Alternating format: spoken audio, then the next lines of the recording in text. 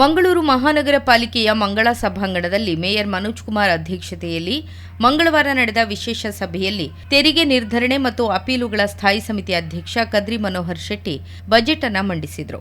ಈ ಸಾಲಿನಲ್ಲಿ ನೀರಿನ ತೆರಿಗೆಯಿಂದ 5,500 ಲಕ್ಷ ರೂಪಾಯಿ, ಆಸ್ತಿ ತೆರಿಗೆಯಿಂದ 9,591.45 ಲಕ್ಷ ರೂಪಾಯಿ, ಉದ್ದಿಮೆ ಪರವಾನಿಗೆ 460.43 ಲಕ್ಷ ರೂಪಾಯಿ, ಎಸ್ಡಬ್ಲ್ಯೂಎಂ ಕರ 2,500 ಲಕ್ಷ ರೂಪಾಯಿ, ರಸ್ತೆ ಕಡಿತ ಮತ್ತು ಪುನರ್ ನಿರ್ಮಾಣ ಶುಲ್ಕ 885 ಲಕ್ಷ ರೂಪಾಯಿ, ಒಳಚರಂಡಿ ಶುಲ್ಕ 440 ಲಕ್ಷ ರೂಪಾಯಿ, ಮಾರುಕಟ್ಟೆ ಸ್ಟಾಲ್ ಹಾಗೂ ಇತರ ಬಾಡಿಗೆ 539 ಲಕ್ಷ ರೂಪಾಯಿ, ಖಾತಾ ವರ್ಗಾವಣೆ ಶುಲ್ಕ 402 ಲಕ್ಷ ರೂಪಾಯಿ, ಕಟ್ಟಡ ಪರವಾನಿಗೆ ಮತ್ತು ಪ್ರೀಮಿಯಂ ಎಫ್ಎಆರ್ 2,481.85 ಲಕ್ಷ ರೂಪಾಯಿ, ಅಧಿಭಾರ ಶುಲ್ಕ 1,007 ಲಕ್ಷ ರೂಪಾಯಿ ಹಾಗೂ ಜಾಹೀರಾತು ತೆರಿಗೆ 370 ಲಕ್ಷ ರೂಪಾಯಿ ಮೊತ್ತ ಸಂಗ್ರಹ ನಿರೀಕ್ಷಿಸಲಾಗಿದೆ.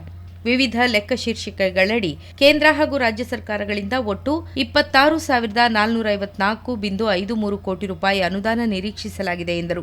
ಜನಸ್ನೇಹಿ ಆಡಳಿತ ಮತ್ತು ಆರ್ಥಿಕ ಸುಧಾರಣೆಗೆ ಹೆಚ್ಚಿನ ಆದ್ಯತೆ, ಆದಾಯ ಮೂಲಗಳನ್ನು ಗುರುತಿಸಿ ರಾಜಸ್ವ ಕ್ರೋಢೀಕರಣಕ್ಕೆ ಒಳಪಡಿಸುವುದು, ಪರಿಸರ ಮತ್ತು ನೀರಿನ ಸಂರಕ್ಷಣೆಗೆ ಹೆಚ್ಚಿನ ಆದ್ಯತೆ, ಮೂಲ ಸೌಕರ್ಯಗಳ ಅಭಿವೃದ್ಧಿಗೆ ಹೆಚ್ಚಿನ ಒತ್ತು ನೀಡುವುದು, ಪ್ರಗತಿಯಲ್ಲಿರುವ ಕಾಮಗಾರಿಗಳನ್ನು ಪೂರ್ಣಗೊಳಿಸಲು ಆದ್ಯತೆ, ಸ್ವಚ್ಛತೆ ಮತ್ತು ಶುಚಿತ್ವಕ್ಕೆ ಆದ್ಯತೆ, ಆರೋಗ್ಯ ಮತ್ತು ಶಿಕ್ಷಣ ಕ್ಷೇತ್ರಕ್ಕೆ ವಿಶೇಷ ಗಮನ, ನಾಗರಿಕರ ಅಭಿವೃದ್ಧಿಗೆ ವಿಶೇಷ ಕಲ್ಯಾಣ ಕಾರ್ಯಕ್ರಮಗಳ ದೃಷ್ಟಿಕೋನವನ್ನು ಬಜೆಟ್ನಲ್ಲಿ ಪ್ರಸ್ತಾಪಿಸಲಾಗಿದೆ. ಆಸ್ತಿ ತೆರಿಗೆ ಸಂಗ್ರಹಣೆಯಲ್ಲಿ ಪಾರದರ್ಶಕತೆ ಅಳವಡಿಸಲು ತಂಡ ರಚಿಸಿ ಮನೆ ಮನೆಗೆ ಭೇಟಿ ನೀಡಿ ಸರ್ವೆ ನಡೆಸಲು ಉದ್ದೇಶಿಸಲಾಗಿದೆ. ಆಯ್ದ ರಸ್ತೆ ಜಂಕ್ಷನ್ಗಳಲ್ಲಿ ಪಿಂಕ್ ಮಾದರಿ ಸಾರ್ವಜನಿಕ ಶೌಚಾಲಯ ನಿರ್ಮಿಸಲು ಉದ್ದೇಶಿಸಲಾಗಿದೆ.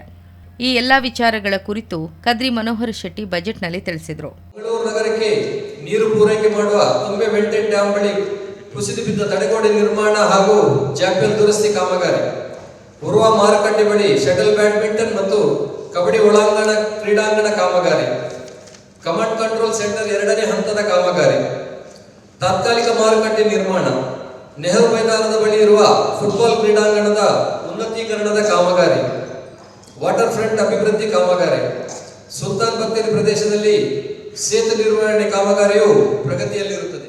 ಉಪಮೇಯರ್ ಭಾನುಮತಿ, ಆಯುಕ್ತ ರವಿಚಂದ್ರ ನಾಯಕ್ ಮತ್ತಿತರರು ಈ ಸಂದರ್ಭ ಉಪಸ್ಥಿತರಿದ್ದರು.